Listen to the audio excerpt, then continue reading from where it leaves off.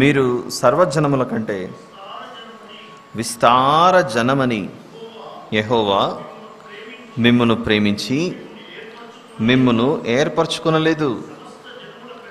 సమస్త జనముల కంటే మీరు లెక్కకు తక్కువే కదా. 8 కూడా చదువుదాం సార్. అయితే యెహోవా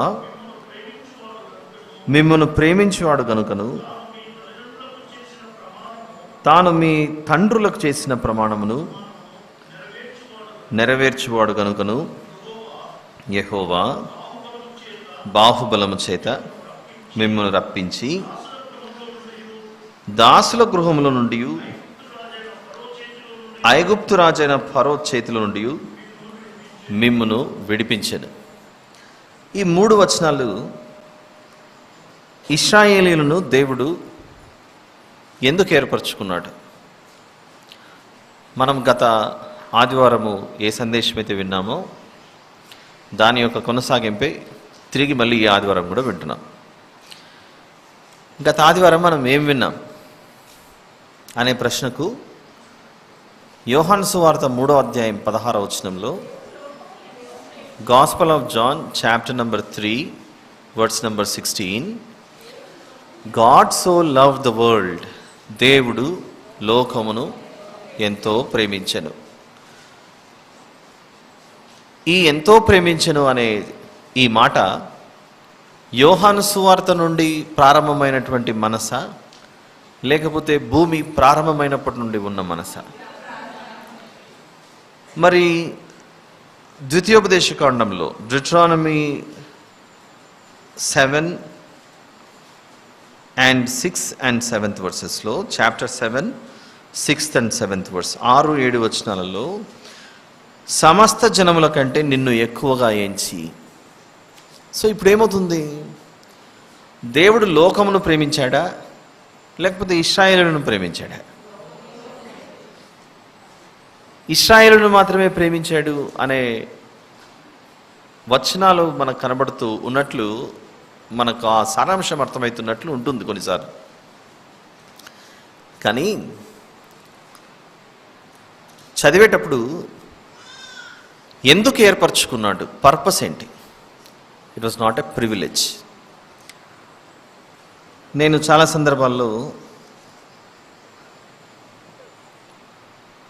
ఇంటి నుంచి బయలుదేరేటప్పుడు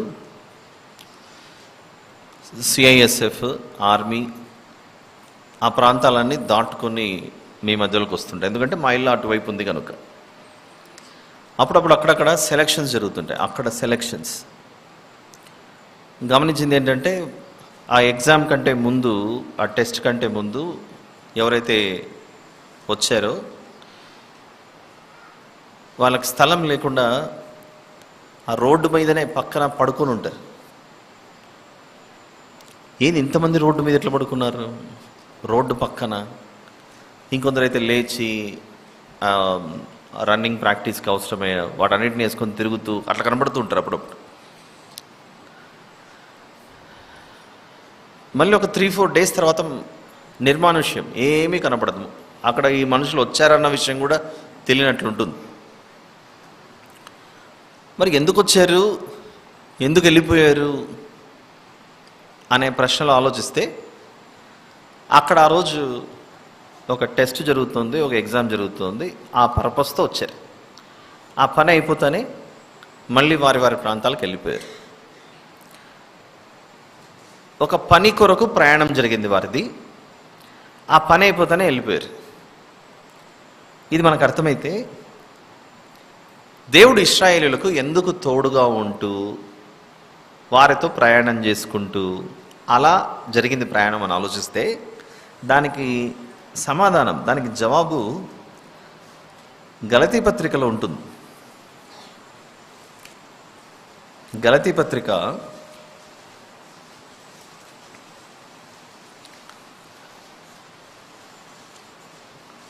4వ అధ్యాయం, Galatians chapter number 4. Letter to Galatians chapter number 4. 4వ అధ్యాయము వచనం కూడా 4. వచనం కూడా 4. అయితే 4th verse, chapter number 4 verse number 4. అయితే కాలము పరిపూర్ణమైనప్పుడు అన్నది చూడండి. అక్కడ కాలము పరిపూర్ణమైనప్పుడు అంటే అర్థం ఏంటి? ఒక టైం రావాలి, ఆ టైం వరకు ఎదురు చూడాలి. ఆ టైం రాగానే యేసు ప్రభు రావాలి. దానికంటే ముందు ప్రవక్తల పని జరగాలి. ఎందుకంటే దేవుడు చేసిన వాగ్దానం, ఏదైనా తోటలో వీరు పండు తిన్న వెంటనే ఒక మాట అంటాడు. పండు తిన్న తర్వాత 3వ అధ్యాయం ఆదికాండం 3, book of Genesis chapter number 3. అక్కడ మనకు ఒక ప్రామిస్, ఒక వాగ్దానం చేయబడుతుంది. పండు తినిన తర్వాత, ఏదైనా తోటలో ఆదాము హవ్వలు పండు తినిన తర్వాత దేవుడు మన రక్షణకై ఒక మాట ఇస్తాడు. ఏమంటాడో 15వ వచనంలో 15th verse, book of Genesis chapter number 3 verse number 15. మరియు నీకును స్త్రీకిని, నీ సంతానమునకును ఆమె సంతానమునకును వైరము కలుగజేసేదను, అది నిన్ను తల మీద కొట్టును. అది అని నంబర్ 1 అనేసి ఫుట్ నోట్లో ఆయన నిన్ను తల మీద కొట్టును. అప్పటికి ఇంకా ఆయన రాలేదు. పండు తినిన తర్వాత మనిషి శాపానికి గురయ్యాడు. శాపానికి గురైనటువంటి వ్యక్తిని, శాపానికి గురైనటువంటి సర్వలోకాన్ని ఆయన వచ్చి అణగద్రొక్కాలి. ఆయన వస్తాడు, శాపానికి గురైన వారిని రక్షిస్తాడు అనే సందేశం ఆదికాండం 3వ అధ్యాయము 15వ వచనంలో ఆయన రావాలి అనేది మెసేజ్. అందులో ఆ ఆయన ఎప్పుడు వచ్చాడట? కాలము పరిపూర్ణమైనప్పుడు వచ్చాడు. కాలము పరిపూర్ణమైనప్పుడు ఆయన వచ్చాడని ఎక్కడ తెలియజేయబడింది? గలతీ 4:4లో తెలియజేయబడింది. ఆయన వచ్చి భూలోకానికి ఆశీర్వాదకరంగా ఉంటాడని సమస్త భూజనులలో విశ్వాసులకు తండ్రి అయిన అబ్రహాం గారిని దేవుడు ఏర్పాటు చేసుకుని, అబ్రహాం గారి ద్వారా వచ్చినటువంటి సంతానంలో ఇస్సాకు గారిలో నుండి 2 బిడ్డలు వచ్చినప్పుడు, ఏశావు యాకోబులు 2 వస్తే దేవుడు యాకోబు గారిని ఏర్పరచుకొని యాకోబు గారికి పేరు మార్చి ఇశ్రాయేలు అన్నాడు. ఆ ఇశ్రాయేలీలలో 12 మంది, ఆ ఇశ్రాయేలునకు 12 మంది బిడ్డలు జన్మిస్తే మళ్ళీ అందులో నుండి యూదా అనేటువంటి కుమారునిలో నుండే సంతానం రావాలి. ఆ యూదాలో నుండే కాలంలో దావీదు గారు జన్మించాలి. దావీదు గారి సంతానంలో నుండే యేసు ప్రభు రావాలి. అలా కాలము పరిపూర్ణమయ్యేంత వరకు ఆ పర్పస్ కొరకు దేవుడు అలా వారిని కాపాడుతూ వచ్చాడు. ఎప్పుడైతే కాలం పూర్తయిపోయిందో ఎఫెసీ పత్రికలో ఏమంటున్నాడు చూడండి. కాలం పరిపూర్ణమైన తర్వాత ఎఫెసీ పత్రిక 2:14 వచనంలో, letter to Ephesians chapter number 2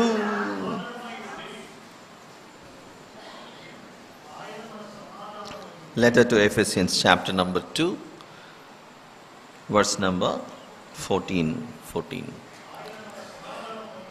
ఆయన మన సమాధానమై ఉండి మీకును మాకును ఉండిన ద్వేషమును అనగా విధిరూపకమైన ఆజ్ఞలు గల ధర్మశాస్త్రమును తన శరీరమందు కొట్టివేయుట చేత మధ్య గోడను పడగొట్టి మన ఉభయులను ఏకము చేసెను. మన ఉభయులు అంటే ఎవరు? ఇశ్రాయేలీలు కానివారు. ఆయన వచ్చేది ఏ కారణం వరకు, ఏ కారణం చేత వస్తాడని ఆది కాండంలో సెలవిచ్చింది. ఏ కారణంతో వస్తాడంటే సమస్త లోక ప్రజలను సర్పము కాటు వేసింది. ఏమిటా సర్పము? ఆది మహాఘట సర్పం. ఎవరి ఆది మహాఘట సర్పము? సాతానుడు. ఇశ్రాయేలీలు మాత్రమే కాటేసిందా ఆది మహాఘట సర్పం? ఇశ్రాయేలీలు కాని వారిని కూడా ఆది మహాఘట సర్పం దేవునికి దూరం చేసి పాపమన్న విషమును మనలో పెట్టిందా, పెట్టలేదా? ఆ సర్పం పెట్టాడు. ఆ అపవాది అనగదొక్కిన ప్రజలను విమోచించి విడిపించుటకు కాలము పరిపూర్ణమైనప్పుడు ఆయన వచ్చాడు.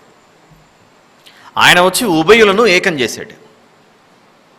మొన్నటి వరకు అన్యజనులు అన్నారు, ఇశ్రాయేలీలు కాని వారిని. ఇక మీదటి వారు అన్యజనులు కారు, మన ఉభయులము ఏకమయ్యామని చెబుతున్నాడు. ఎవరి ఉభయులు? ఇశ్రాయేలీలు, ఇశ్రాయేలీలు కానివారు. అలా యేసు ప్రభు ఈ లోకానికి ఎందుకు వచ్చాడు అనంటే, మునుపు దూరస్తులైన వీరిని ఇప్పుడు సమీపస్తులుగా చేశాడు. వీరిని ప్రేమించకపోతే ఎందుకు వస్తాడు? ఇశ్రాయేలీలతో సహపౌరులుగా ఉండాలన్నది దేవుని యొక్క ఉద్దేశం. క్రొత్త నిబంధనలో వచ్చినటువంటిది కాదు ఈ ఆలోచన. అది ఏనాటిదో. ఎందుకంటే మనం ఈ మధ్యకాలంలో ఎక్కువగా చూసినటువంటి వచనం, మనకెప్పుడు గుర్తుండవలసినటువంటి విషయాలలో నిర్గమకాండం 19:6. నిర్గమకాండము 19:6. Exodus chapter number 19 verse number 6. Book of Exodus chapter number 19 verse number 6. సమస్త భూమియు నాదే కదా, మీరు నాకు యాజక రూపమైన రాజ్యం, పరిశుద్ధమైన జనముగాను ఉందురని చెప్పము. ఈ మాట మనము ఎక్కువసార్లు ఈ మధ్య చదువుతున్నామంటే అర్థం ఏంటో తెలుసా? ఈ మాట యొక్క విలువ మనకు అర్థం అవ్వాలని. ఇప్పుడు ఇక్కడ మందిరం నిర్మించారు. ప్రతిరోజు నేను వస్తున్నాను, మీరు లేరనుకోండి, నేను రావడం వల్ల ఏమైనా ప్రయోజనమా? ఒక్క మనిషి కనపడలేదు. వస్తున్నాను పోతున్నాను, వస్తున్నాను పోతున్నాను, ఏ మనిషి కనపడలేదు. కాబట్టి నేను రావడం వల్ల ప్రయోజనం ఉందంటారా? ఏమీ ఉండదు. నేను రావడంలో ఉద్దేశం ఏంటి? దేవునికి మీరు నేను అందరము కలిసి దగ్గరుండాలి.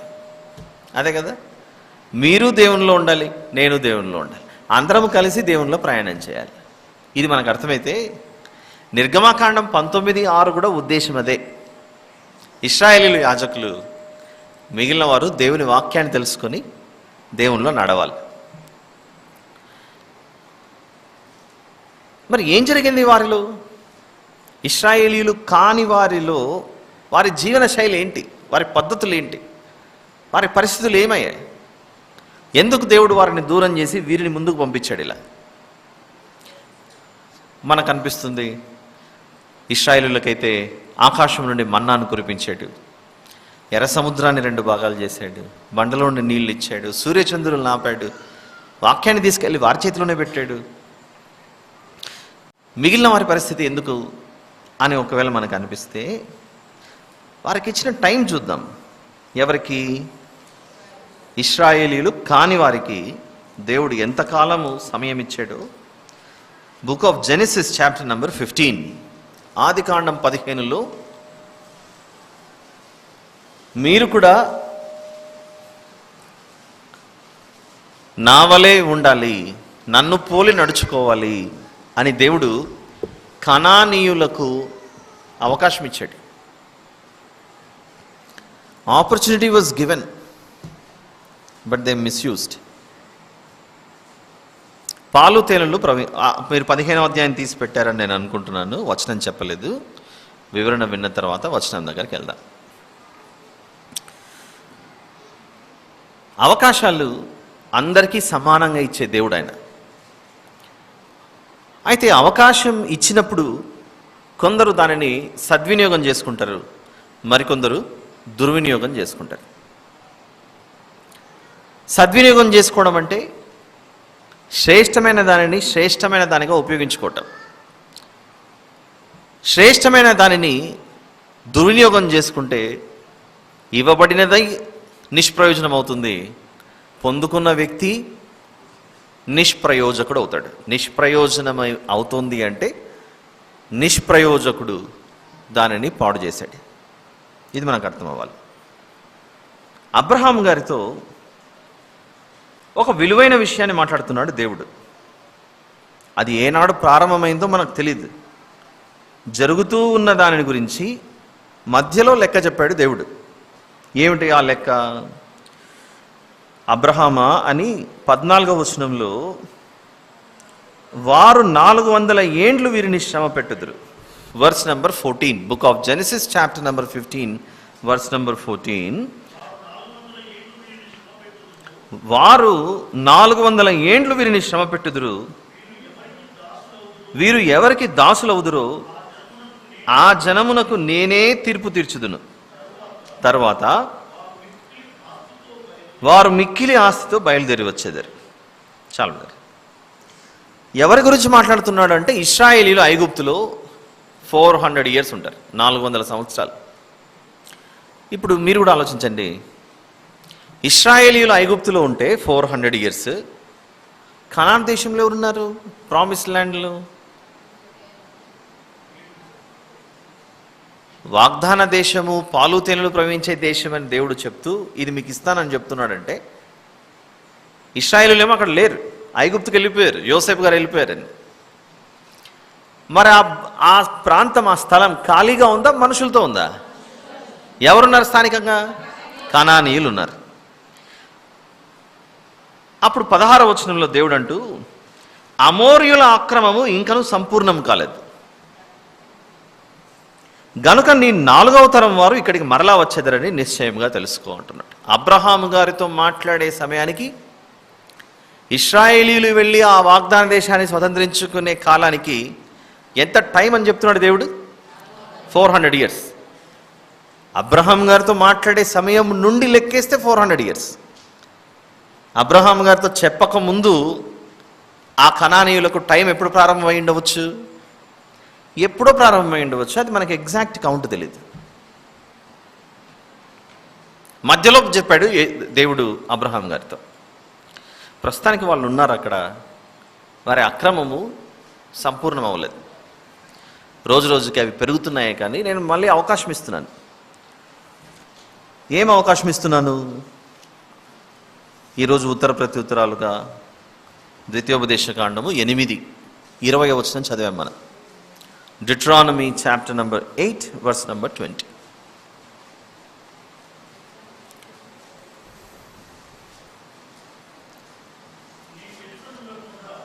నీ ఎదుట నుండకుండా యెహోవా నశింపజేయుచున్న జనములు.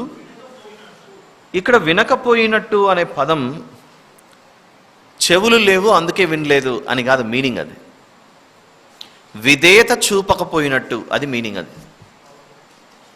అంటే కనానీయులకు చెవులు లేవు అందుకే వినలేదేమో అని అనుకుందామా? అది కాదు దాని భావం. చెవులున్నా కూడా విని గ్రహించలేక విధేయత చూపించలేకపోయారు. నీ ఎదుట నుండకుండా యెహోవా నశింపజేయుచున్న జనములు వినకపోయినట్టు మీ దేవుడైన యెహోవా మాట మీరు వినకపోయిన ఎడల మీరును వారి వలనే నశించెదరు. వీరికి టైం ఎప్పుడు స్టార్ట్ చేశాడు దేవుడు? ఈ కనానీయులకు ఎప్పుడు స్టార్ట్ చేశాడో తెలియదు, కానీ మధ్యలో చెప్పాడు, అబ్రహాము వారి కౌంట్ ఆల్రెడీ స్టార్ట్ అయింది, వాళ్ళకి ఇంకా 400 సంవత్సరాల టైం ఉంది. 400 ఇయర్స్ అనేది తక్కువ కాలమా ఎక్కువ కాలమా చెప్పండి? సుదీర్ఘమైనటువంటి కాలం. అబ్రహాము గారి కాలం నుండి వీరు స్వతంత్రించుకునే కాలానికి 400 సంవత్సరాలు అయితే, అంతకు ముందుగా ఎప్పుడు ప్రారంభమైందో తెలియదు. దేవుడు అంటున్నాడు, నీ ఎదుట నుండకుండా యెహోవా నశింపజేయుచున్న జనములు వినకపోయినట్టు, అంటే వారు విని విధేయత చూపకపోయినట్టు, మీరు వినకుండా పోతే మీరును వారి వలనే నశించెదరు. ఇది ఆశీర్వాదమా వార్నింగా? ఏమిటి వార్నింగ్ ఇది? పాలు తేనెలు ప్రవహించే దేశాన్ని ముందు కనానీయులకు ఇచ్చారు. కనానీయులకు ఇస్తే ఆ ప్రాంతం వారి వలన వ్యర్థమైపోయింది. మన ఇంట్లో పిల్లలకు భోజనం పెడతాం, కొన్ని వాళ్ళు తెలియకుండా నాకు ఇది వద్దు అది వద్దు అని మొండి చేస్తుంటారు అప్పుడప్పుడు. అంతెందుకండి, ఇంట్లో ఉప్మా చేయండి, పరిస్థితి ఎలా ఉంటుందో. యుద్ధమే ఆ రోజు పిల్లలతో. ఏంటంటే ఇది తప్ప ఇంకేం లేదా, ఉప్మానేనా అని పిల్లలు ఉప్మా విషయంలో మామూలుగా గొడవ చేయరు. అప్పుడు పేరెంట్స్ అంటుంటారు, ఇది కూడా లేనివారు అనేక మంది ఉంటారు, మీకు పెట్టడం కంటే ఇది తీసుకెళ్ళి వేరే వాళ్ళకి పెడితే కళ్ళకు అద్దుకొని తృప్తి తింటారా అని అంటారు పెద్దవాళ్ళు. అంటారా లేదా చెప్పండి? అంటే అది అందుబాటులో ఉన్నప్పుడు దాని విలువ తెలియదు. అదే ఒక 2-3 రోజుల ఆకలికి అది తప్ప ఇంకేం లేదనుకోండి, చచ్చినట్లు బిడ్డ ఉప్మానే తింటాడు, ఇక వేరే మార్గం లేదు. ఎందుకంటే మదర్ అండ్ ఫాదర్ అలవాటు చేశారు, నా బిడ్డకు ఉప్మా నచ్చకపోతే నేను పూరీ చేసి పెట్టచ్చు, లేకపోతే మరొక ఐటెం చేసి పెట్టచ్చు, ఇంకోటి చేసి పెట్టచ్చు అనేది మనం వాళ్ళకి చాయిస్ అరేంజ్ చేసి పెట్టాం. ఇన్ని ఉండేసరికి తల్లి చేతి వంట యొక్క విలువ తెలియట్లేదు బిడ్డలకి.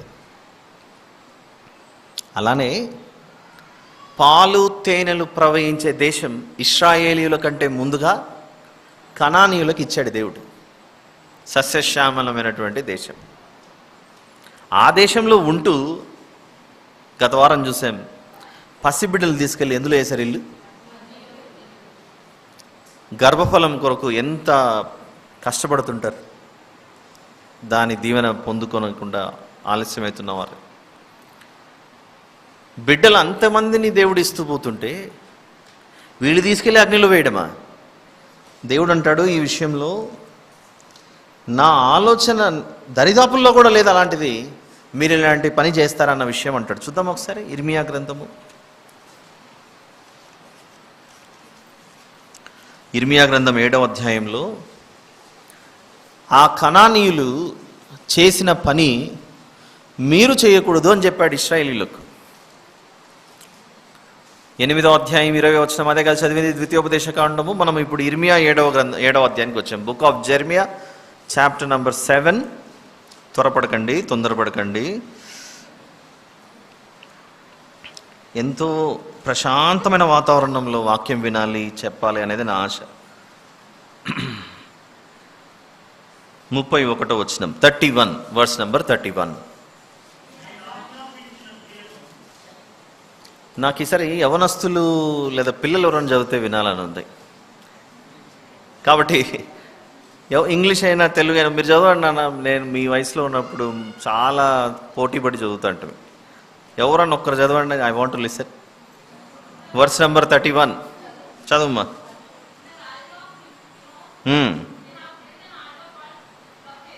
Very good, very good, okay.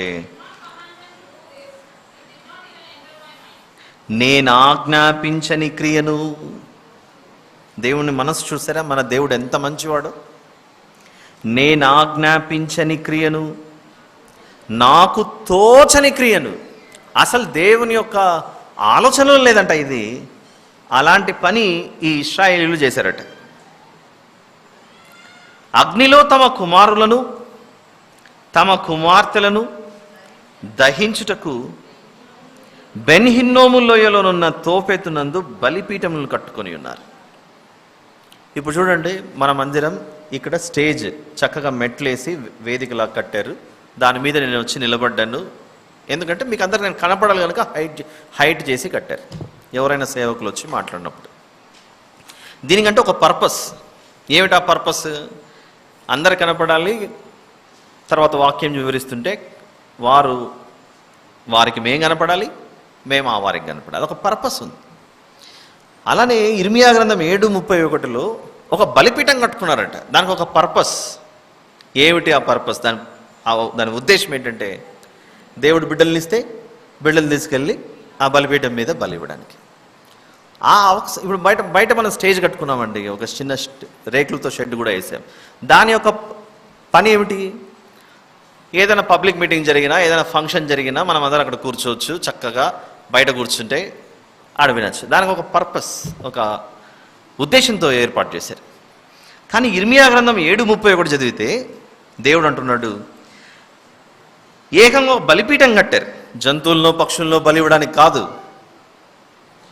మనుషుల్ని బలి ఇవ్వడానికి. ఈ విషయం చెయ్యొద్దు అని చెప్పాడా దేవుడు? ఎక్కడ చెప్పాడు? గత వారం కూడా చూసాం. లేవియాకాండం 18. లేవియాకాండం 18లో 21వ వచనంలో, నీవు ఏమాత్రం, book of Leviticus chapter number 18 verse number 21, నీవు ఏమాత్రమును నీ సంతానమును మొలెకు నిమిత్తము అగ్నిగుండమును దాటనీయకూడదు, నీ దేవుని నామమును అపవిత్రపరచకూడదు. నేను యెహోవాను. ఎంత బాగుంది చూడండి ఇది. మన దేవుడేమో మనుషులను దహించకండి అని చెప్తున్నాడు అగ్నిగుండంలో. కానీ ఇక్కడ ఈ కనానీయులు చేసే పనులు మీరు చేయకండి అని చెప్పాడు. దేవుని వాక్యాన్ని ఏమంటారో తెలుసా? సజీవమైన వాక్యం అని పిలుస్తారు, జీవము గల వాక్యం అని అంటారు. సజీవమైన వాక్యం, జీవము గల వాక్యం, ఈ పదాలకు అర్థం ఏంటో తెలుసా? అవి మన జీవన విధానాలను గమనిస్తూ ఉంటాయి. ప్రభువా, ఒకప్పుడు కనానీయులు తమ బిడ్డలను అగ్నిలో వేస్తే నువ్వు ఊరుకోకుండా వారిని తోలివేయుటకు ఇశ్రాయేలీయులను పంపించావు ఈ దేశంలోకి. పాలు తేనెలు ప్రవహించే దేశం కనానీయులది మొదట. వారు ఇలాంటి పనులు చేస్తున్నారు. గత వారం ఈ వారం ఒక్కటే చూసాము, అలాంటివి చాలా ఉన్నాయి. లేవియాకాండం ధ్యానంలో ఉన్నాం కనుక ధ్యానించేటప్పుడు మిగిలిన విషయాలు చూద్దాం. అప్పుడు భూమి అంటుంది, కనానీయులు తమ బిడ్డలను అగ్నిలో వేస్తే నువ్వు ఊరుకోలేదు కదా, ఇప్పుడు ఇశ్రాయేలీయులు తమ బిడ్డలను అగ్నిలో వేస్తున్నారు కదా, మరి ఏంటి ప్రభువా అనింది అనుకోండి. అప్పుడు దేవుడు ఏం చేయాలి? అలాంటిది జరుగుతున్నది కనుకనే డిట్రానమీ 8:20లో 8:20లో అదే చెప్పాడు. వారు వినకపోయినట్టు మీరు వినకపోతే మిమ్మును కూడా అక్కడ ఉంచను అని చెప్పాడు. ఇప్పుడు చెప్తాను. కనానీయులను కొట్టడానికి ఇశ్రాయేలును పిలిచాడు. ఇశ్రాయేలీయులను కొట్టడానికి పొరుగు దేశాలైన అష్షూరీయులు, బబులోనీయులను పిలిచాడు దేవుడు. దేవుని న్యాయం, దేవుని చట్టం ఎంత గొప్పగా ఉందో చూడండి. వారు ఇలాంటి పనులు చేసినందుకు కనానీయులను కొట్టి తరిమివేయుటకు ఇశ్రాయేలీయులను పంపించాడు. ఇశ్రాయేలీయులు ఈ పని చేసినందుకు పొరుగు దేశాలైన అష్షూరీయులు, బబులోనీయులను పంపించి చుట్టుముట్టండి అన్నాడు. మనకు యెరికో గురించి బాగా తెలుసు. యెహోషువ గారి కాలంలో యోర్దాను నది దాటి మొదట ప్రవేశించగానే ఫస్ట్ వాళ్ళు ఎదుర్కొన్నటువంటి పట్టణమే యెరికో పట్టణం. యెరికో పట్టణం ఎలా భద్రపరచబడింది? చుట్టూ గోడలు.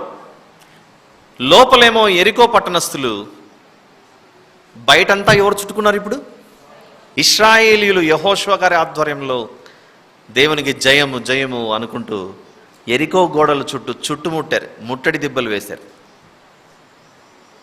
అది మొదటి దశ. యెరికో పట్టణాన్ని చుట్టుముట్టింది ఇశ్రాయేలీయులు. కాలం మారిన తర్వాత రాజులు 2వ గ్రంథం 24వ అధ్యాయంలో 2 Kings chapter number 25. 2 Kings chapter number 25. అంటే దేవుడు ఎవరైనా సరే ఆయన తీర్పులు సమానమైనవి, ఆయన న్యాయవంతుడు, సత్యవంతుడు, అన్యాయస్తుడు కాడు అని చెప్పడానికి ఇవన్నీ మనకు ఆధారాలు కనబడుతున్నాయి. రాజుల 2వ గ్రంథం 25వ అధ్యాయము 1వ వచనాన్ని చూద్దాం.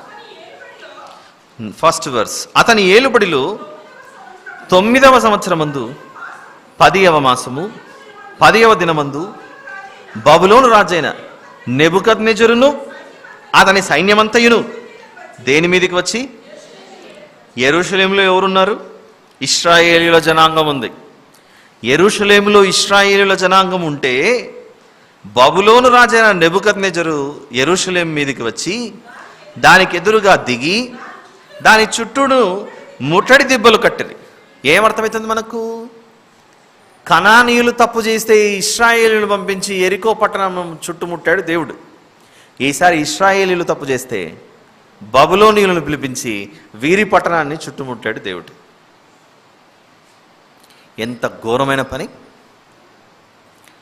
పూర్వము దేవుడు తెలియని ప్రజలు ఇలాంటి పనులు చేశారు. ఇలా చెప్తే మనకు దాని ప్రభావం, దాని ఇంపాక్ట్ ఏంటో తెలియదు, కానీ అక్కడెక్కడో జరిగింది మనకెందుకండి అని అనిపించే అవకాశం ఉంది. ఇప్పుడు చెప్తాను ఒక ట్రూత్. మన దేశంలో ఒక 200-300 సంవత్సరాల క్రితం వరకు కూడా మనం చదువుకున్న పుస్తకాల్లో ఉన్న ఇన్ఫర్మేషన్ ఇది. భార్య బ్రతికుండగా భర్త చనిపోతే భర్తను చితిమంటల మీద పెట్టి కాల్చి అంటే ఆ భర్త శవాన్ని కాలుస్తుంటే ఇప్పుడు ఆ మంటల మీదకి ఎవరు ఎక్కాలి? ఆ పద్ధతిని ఏమన్నారు? అంత ఖచ్చితంగా మనం చెప్పగలుగుతున్నామంటే దీని గురించి అవగాహన ఉన్నట్లేగా.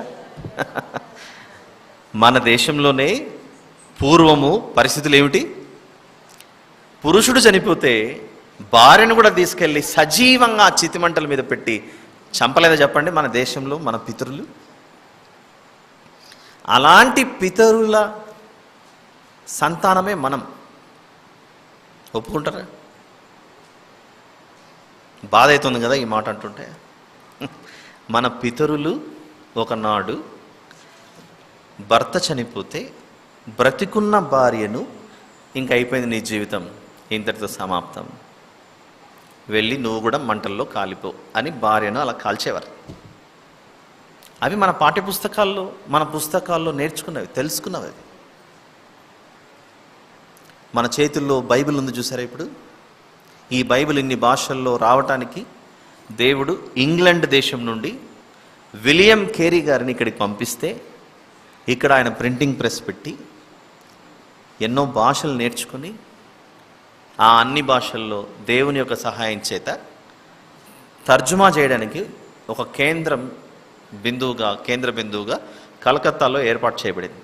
ఆ సమయంలో ఈ సతీ సహగమనం జరుగుతూ ఉంటే విలియం కేరీ గారు మొట్టమొదటిసారిగా ఈ దేశంలో జరుగుతున్న ఈ పద్ధతి తప్పు, మీరు కాల్చకూడదు స్త్రీని అలా అని అడ్డుకున్నటువంటి వ్యక్తి విలియం కేరీ గారు. అది చరిత్ర.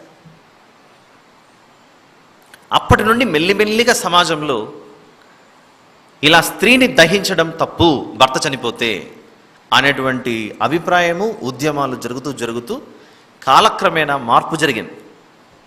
ఈ దేశంలో ఉన్న ఈ అలవాటును మార్చడానికి దేవుడు ఏ దేశం నుండి మనిషిని పిలిచాడు? వేరే దేశం నుండి పిలిచి ఇక్కడ పరిస్థితులను మార్చుటకు దేవుడు ద్వారం తెరిచాడు.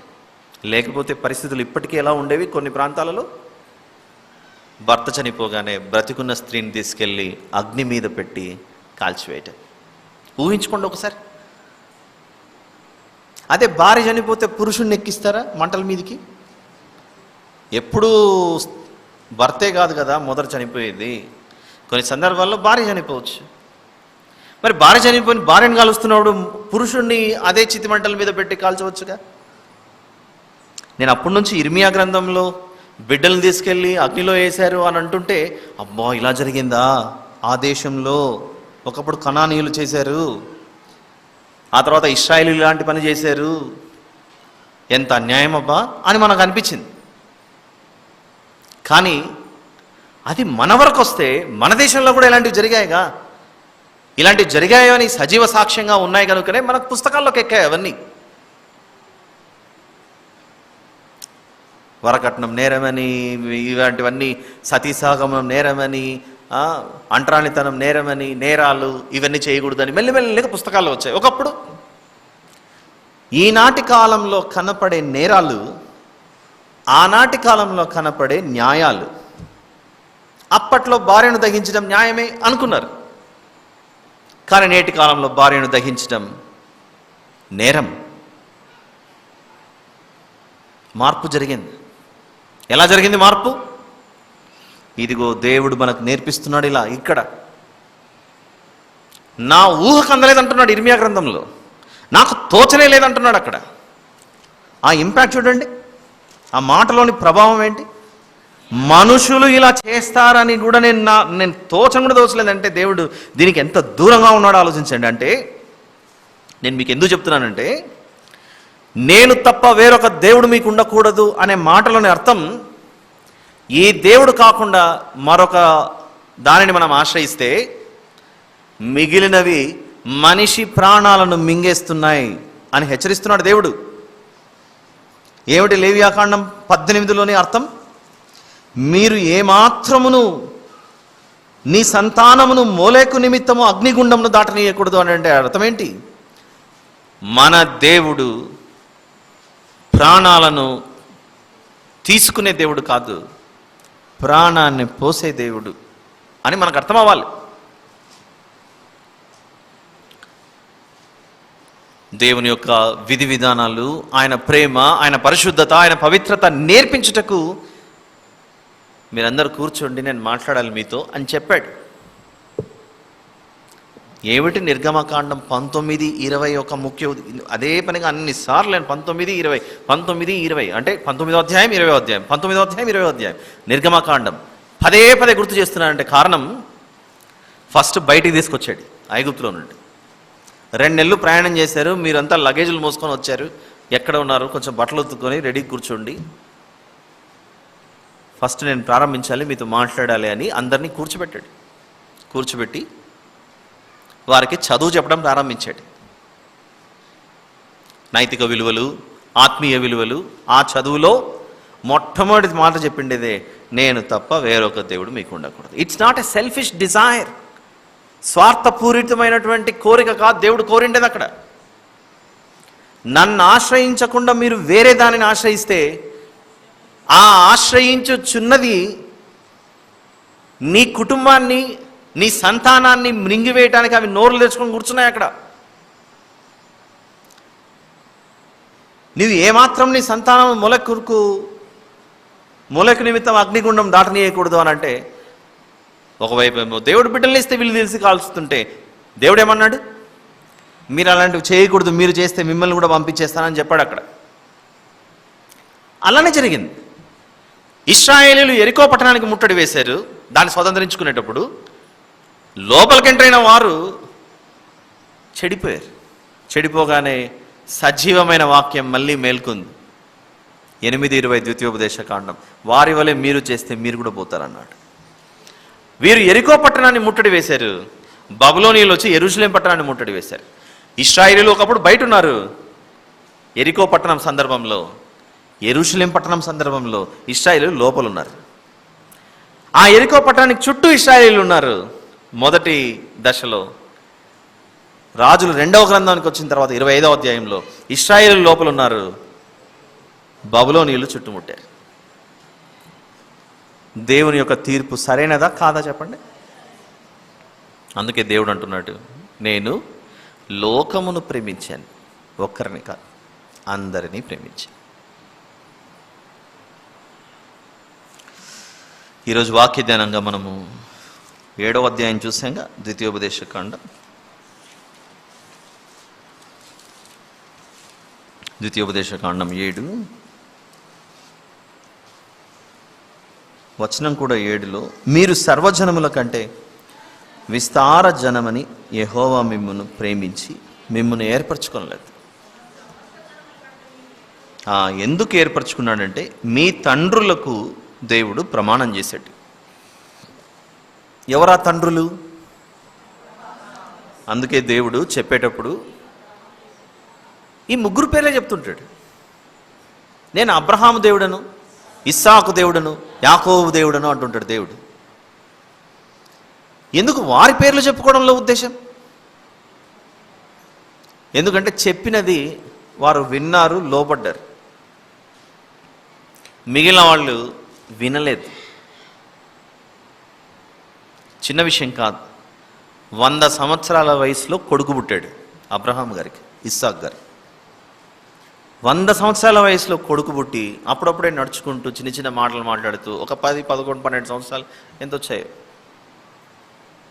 అబ్రహాం నువ్వు పని చేయి, నీకు ఒకే ఒక కొడుకు కదా, ఆ ఒక్క కొడుకుని తీసుకెళ్ళి బలి ఇచ్చే అన్నాడు అంతే.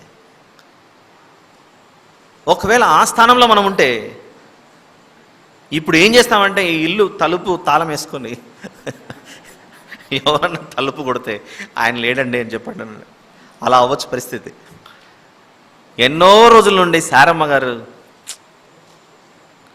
బిడ్డ లేక బాధపడుతుంటే ఇదిగో వచ్చే సంవత్సరానికి కొడుకు పుడతాడని చెప్ప, కానీ ఆవిడ లోపల నవ్వుకుంటాంట, ఈ వయసులో నాకా బిడ్డ.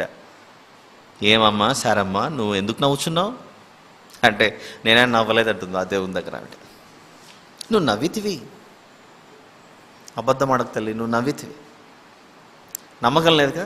ఇది వచ్చే ఏట నీకు కుమారుడు పుట్టగానే అలా అల్లారు ముద్దుగా పెరుగుతూ పోతుంటే భార్యకు చెబితే ఎక్కడ కొడుకుని దాచిపెడుతుందో ఉన్న పాటున శారమ్మ బ్రతికుండగానే కొడుకుని తీసుకొని అలా వెళ్ళాడు అబ్రహాం గారు. ఎక్కడికి వెళ్తున్నారంటే బాబుతో పిక్నిక్ వెళ్తున్నానని చెప్పాడేమో పాపం పరిస్థితి. కానీ దగ్గరికి రాగానే మోరియా పర్వతం వద్దకు రాగానే భుజాల మీద కట్టెలు పెట్టాడు. దారిలో పోతూ ఉంటే కుమారునికి డౌట్ వచ్చింది. తండ్రి,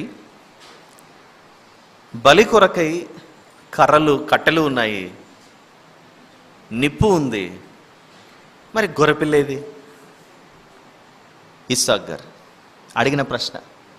అప్పుడు యెహోవా ఈరే, దేవుడే చూసుకుంటాడు గొర్రెపిల్లను అని అబ్రహాం గారు తీసుకెళ్ళిపోయారు పైకి. తీసుకెళ్ళిన తర్వాత ఇస్సాకు గారు ఈ మాట అడిగాడు, తండ్రి నిప్పు ఉంది, కట్టెలు ఉన్నాయి, గొర్రెపిల్లేది అన్నాడంటే ఈ అబ్బాయికి ఆల్మోస్ట్ జ్ఞానం వచ్చేసింది. ఇలాంటి టైంలో కట్టెలన్నీ ఏర్పాటు చేశాడు అబ్రహాం గారు. కట్టెలన్నీ ఏర్పాటు చేసిన తర్వాత ఇస్సాకు గారిని పండేశాడు, దాని మీద పండేశాడు.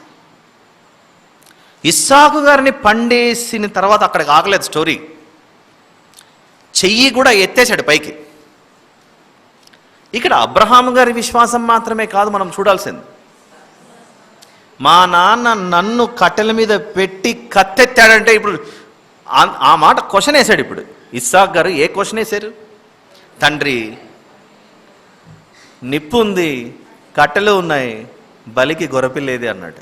అంటే ఈ కుమారుడు చిన్నపిల్లోడు కాదు, బాగా జ్ఞానం ఉన్న వ్యక్తే.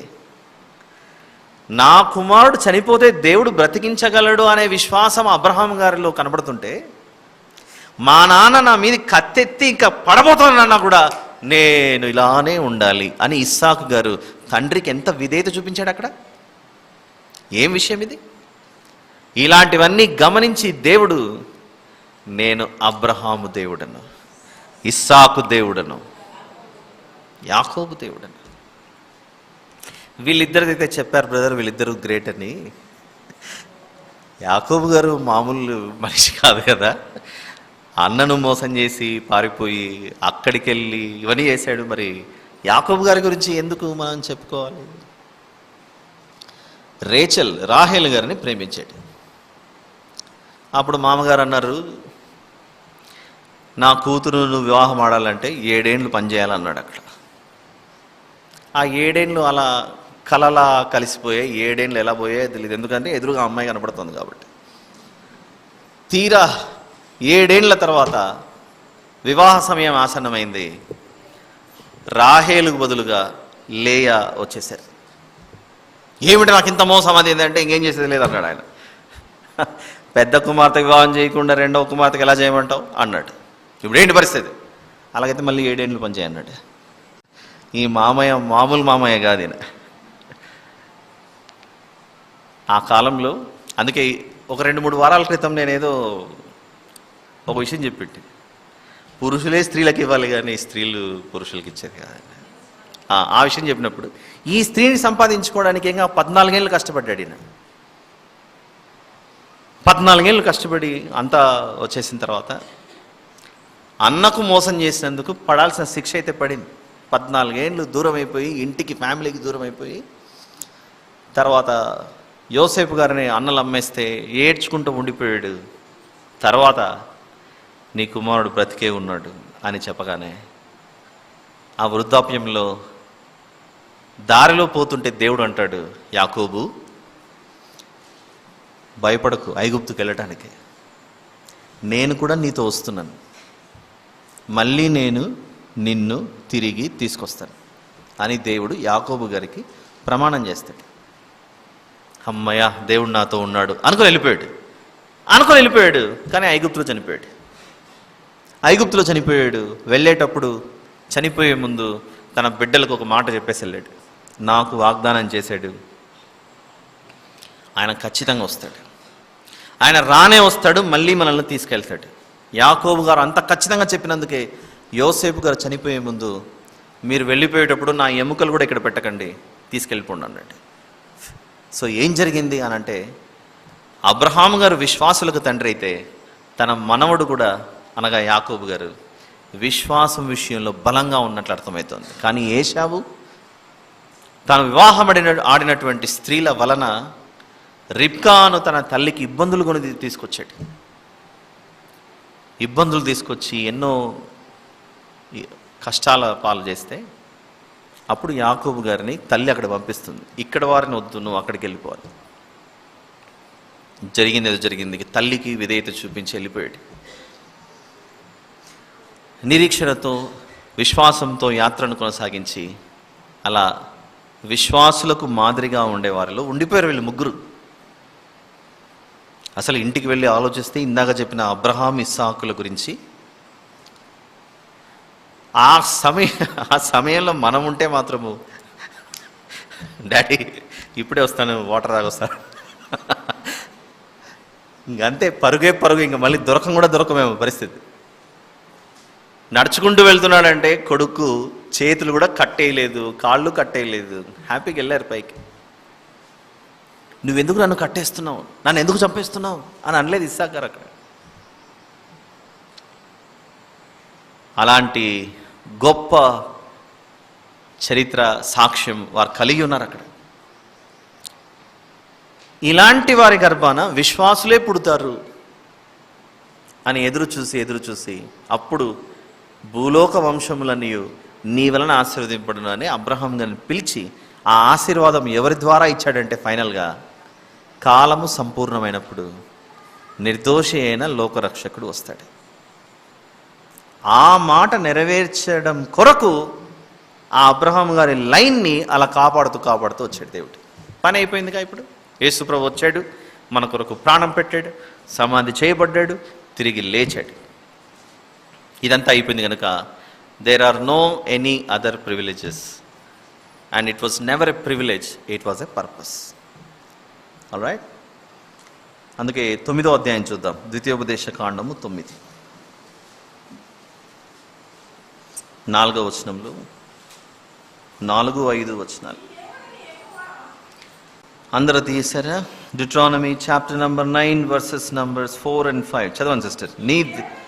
నీ దేవుడైన యెహోవా నీ ఎదుట నుండి వారిని తోలివేసిన తర్వాత నేను ఈ దేశమును స్వాధీనపరచుకొనున్నట్లుగా యెహోవా నా నీతిని బట్టి నన్ను ప్రవేశపెట్టనని అనుకొనవద్దు.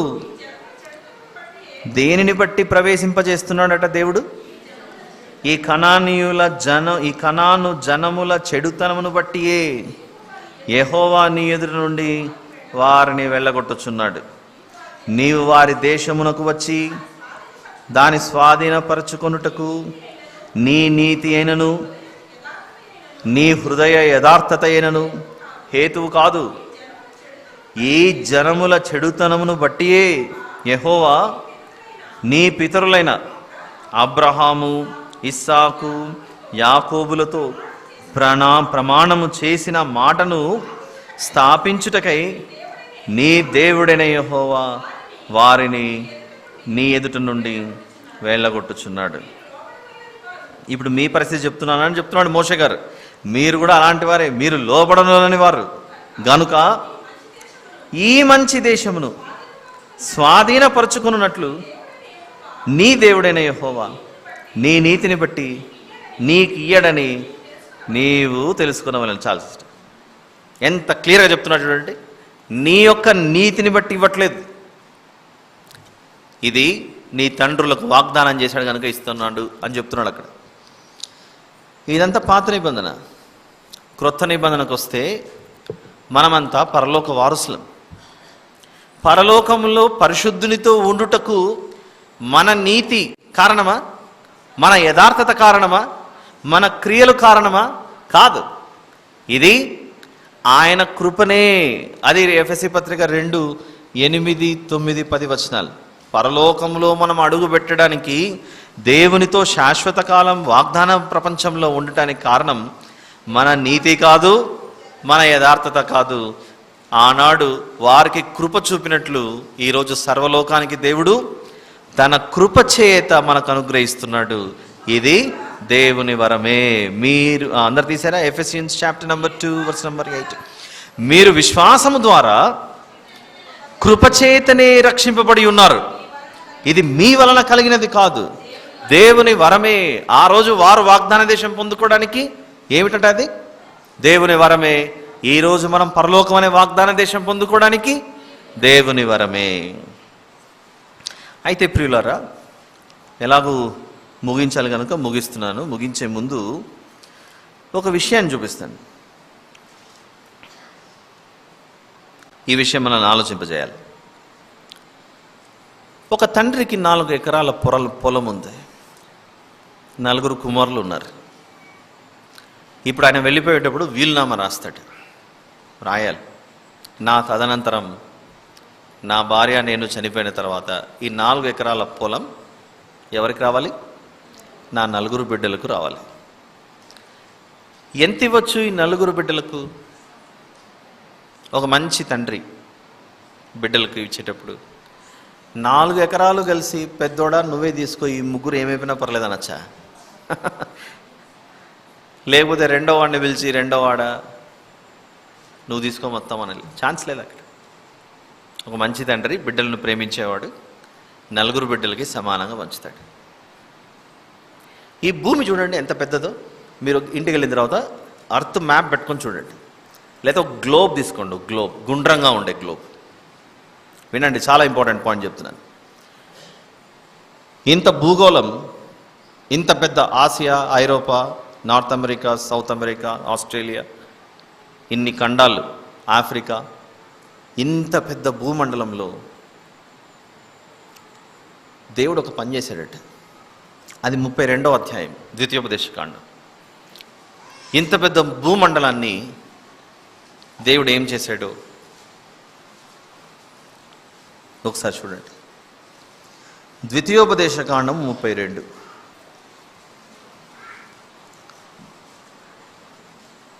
గత వారం కూడా చూసాం ఇది. 7, 8 వచనాలు, 7th and 8th verses, Deuteronomy chapter number 32 verses number 7 and 8. పూర్వ దినములను జ్ఞాపకం చేసుకునుము, తరతరముల సంవత్సరములను తలంచుకొనుము, నీ తండ్రిని అడుగుము, అతడు నీకు తెలుపును, నీ పెద్దలను అడుగుము, వారు నీతో చెప్పుదురు. మహోన్నతుడు జనములకు 8వ వచనం చాలా ఇంపార్టెంట్. మహోన్నతుడు అంటే దేవుడు. దేవుడు ఏం చేశాడట?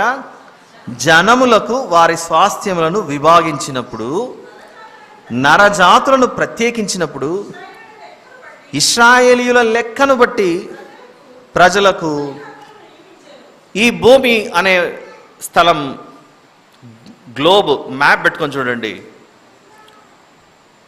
ఇజ్రాయెల్ అనే దేశం చాలా పెద్దగా ఉందా, కొంచెం చిన్నగా ఉంటుందా? మరి మిగిలిన జనాలు, చాలా దేశాలు మీరు చూస్తే ప్రపంచంలో విస్తరణ విషయంలో చైనా వాళ్ళు ఉండడానికి చైనా ఆ దేశం ఇచ్చాడు. మనం భారతీయులు ఇండియాలో మనం ఉండటానికి మనకి ఇంత పెద్ద దేశం, కాశ్మీర్ నుండి కన్యాకుమారి వరకు. శ్రీలంక దేశం. ఆఫ్రికాలో వెళ్తే సౌత్ ఆఫ్రికా, జింబాబ్వే, ఈ కెన్యా, మొరక్కో, ఇలాంటి చాలా ఉన్నాయి దేశాలు. దేవుడు ఎలా ఇచ్చాడు అని 8వ వచనం చెప్తోందంటే, జనములకు వారి స్వాస్థ్యములను విభాగించాడట. ఒక తండ్రి బిడ్డలకు స్వాస్థ్యమును పంచినట్లు మీ కుటుంబంలో ఇంతమంది ఉన్నారు, మీ కుటుంబంలో ఇంతమంది ఉన్నారు, మీ ఫ్యామిలీ మెంబర్స్ ఎంత ఉన్నారు, అలా అలా అలా ఆ కాలంలో వారి సంఖ్యను బట్టి అలా విభజించి ఇచ్చాడట. మరి ల్యాండ్ డిస్ట్రిబ్యూషన్ ఒక్కసారి మ్యాప్ పెట్టుకొని చూస్తే అసలు ఇజ్రాయెల్ అనేది ఎక్కడుందో కొంచెం వెతకాల్సి వస్తుంటుంది అప్పుడప్పుడు. చూడండి, చూసారా అక్కడ ఇంత పెద్ద భూమి కనబడుతుంది, చూసారా? ఒక్కసారి మన ఇండియా చూద్దాం. ఈ లైట్స్ ఆఫ్ చేయొచ్చు కనపడచ్చు. ఇండియా చూడండి, పెద్ద ఇది ఇండియా. ఒకసారి మనము ఇజ్రాయెల్కి వెళ్దాం. ఎక్కడుందమ్మా ఇజ్రాయెల్? కొంచెం చూపించు, ఎక్కడ కనపడుతుందా? చూడండి, అదో చిన్న అక్కడ కనపడుతున్న వీ షేప్ మొత్తం కూడా కాదు అది.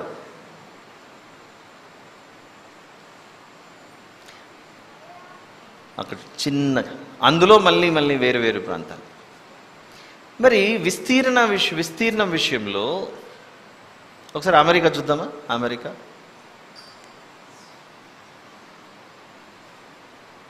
North America, the USA.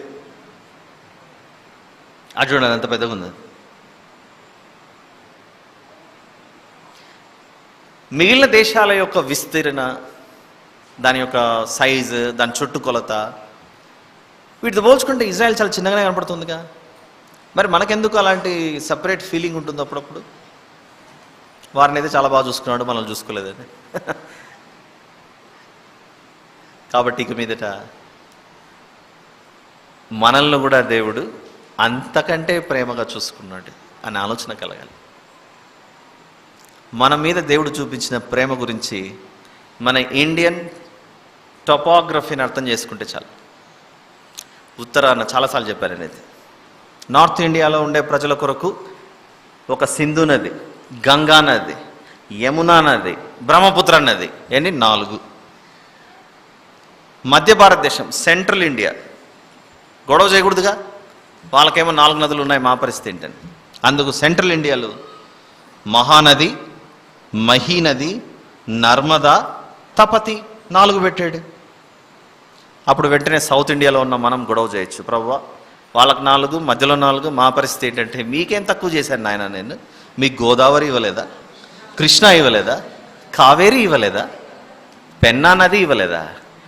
Penna మీది కాదా? కావేరి మీది కాదా? గోదావరి మీది కాదా? కృష్ణ మీది కాదా? అందులో ఉపనదులు మీవి కావా? మీకేం తక్కువ చేశారు నాయన? మీకేమో దేశమంతా ఇలాంటి గొప్ప గొప్ప నదులు చూపిస్తున్నాను. ఇజ్రాయేల్ దేశానికి నేను ఇచ్చింది యోర్దాన్ నది ఒకటే కదా. వారి దేశం సైజ్ ఇంత, అందుకే యోర్దాను నది ఒక్కటి. మీ దేశం సైజ్ పెద్దది, అందుకే మీకు 12 చూపిస్తున్నాను. ఇంకా దాని ఉపనదులను లెక్కేసుకుంటే చాలా వస్తాయిలేండి. మీ దేశం సైజ్ పెద్దగా ఉంది, మీకు 4 ఇచ్చాను. వారి దేశం సైజ్ చిన్నగా ఉంది, ఒక్క నది పెట్టా, యోర్దాన్ నది. అక్కడ కూడా పరిస్థితి ఏంటంటే, ఆ యోర్దాన్ నదిలా పోతుంటే రైట్ సైడ్ ఏమో వేరే దేశంది, లెఫ్ట్ సైడ్ ఏమో మీది. మనకు అది లేదు. రైట్ సైడ్ ఏమో ఇప్పుడు ప్రస్తుతానికి జోర్డన్ అనే దేశం ఉంది, లెఫ్ట్ సైడ్ ఏమో మళ్ళీ ఇక్కడ భాగాలు. కాబట్టి ఎవరిని నేను ఏది తక్కువ చేయలేదు. ఒక్క దేశాన్ని మరొక దేశంతో పోలిస్తేనే దేవుని ప్రేమ ఎట్టిదో కనపడుతుంటే, ఇంకా మిగిలిన దేశాలు చూడండి అంతెందుకమ్మా. ఇంకా మనం ఆలోచిస్తే, మీ దేశాన్ని నేను హిమాలయాలు ఇచ్చాను, దక్షిణాన పెద్ద మహాసముద్రం ఇచ్చాను, తూర్పున ఒక బంగాళాఖాతం ఇచ్చా, పడమర మీకు అరేబియా సముద్రం ఇచ్చా, రాజస్థాన్లో ఎడారి ఇచ్చా. ఇవన్నీ ఎక్కడివి ఇజ్రాయెల్కు? లేవుగా. అలా ఏ దేశాలను మనం కంపేర్ చేసుకుంటూ పోల్చుకుంటే ఆయా దేశాల ప్రత్యేకత. చాలామంది టూరిజంకి సమ్మర్ హాలిడేస్లోను, డిసెంబర్లోను అట్లా ఇట్లా టికెట్ బుక్ చేసుకొని మలేషియా, సింగపూర్ ఇలా ప్రయాణాలు చేస్తారు. ఎందుకు? To see the beauty of that country. ఆ దేశాల్లో ఉన్నటువంటి సౌందర్యం అంతా చూడడానికి బయలుదేరి వెళ్తారు. ఆ దేశాలు సౌందర్యవంతంగా లేకపోతే వీరు ప్రయాణాలు ఎందుకు చేస్తారు? ఆలోచించండి. అంటే మిగిలిన దేశాలను కూడా దేవుడు ఎలా అలంకరించాడు, ఎంతో అంగ వైభవంగా సౌందర్యంగా చేశాడు. జరిగినదంతా సమస్య ఎక్కడంటే దేవుడు కోరుకున్నట్లుగా మనుషులు జీవించడం మానేశారు. మన దేశంలో భార్యలను తగలబెడుతున్నారు, మరికొన్ని దేశాల్లో పిల్లల్ని తగలబెడుతున్నారు. ఇంకెవరు నేర్పించాలి? అందుకే దేవుడు దిగాడు సీనాయి కొండ మీదకి. దిగి ఐ యామ్ అన్నాడు. నేనే మీకు దేవుడు, నేను మిమ్మల్ని మింగను, వేరేవి మింగుతున్నాయి. మీ ఆస్తిని, మీ సంపద అనేది తింటున్నాయి. మీరు వెళ్ళి మిగిలిన వాళ్ళకి చెప్పండి. ఎంత మంచి దేవుడు మనకున్నాడు ఆలోచించండి. ప్రార్థన. ప్రేమగల తండ్రి, మీకే స్తోత్రములు నాయన. మీ బిడ్డలు ఈ విషయాలు ఆలోచించలాగున కృప చూపండి తండ్రి. ఎంత ప్రేమించిన దేవుడు మీరు, ఏ రీతిగా వర్ణించగలం, ఏ రీతిగా వివరించగలం? మా ప్రాణాలను మీరు తీయలేదు, కానీ మా ప్రాణాలను చనిపోయిన స్థితిలో ఉన్న మాకు ప్రాణం పోశారు. అది మేము గ్రహించట కృప చూపమని మా దేవుడు నిజరక్షకుడైన యేసు ప్రభునామములో అడిగి వేడుకొని సమర్పిస్తున్నాను తండ్రి. ఆమేన్.